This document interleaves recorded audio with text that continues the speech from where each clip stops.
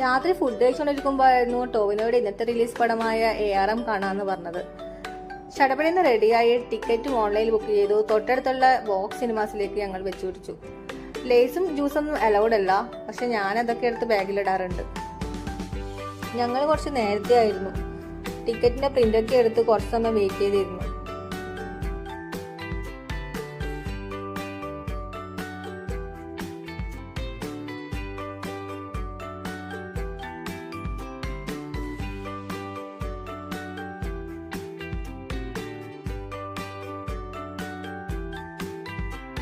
അപ്പോൾ പടം കിടിലം പടമായിരുന്നു.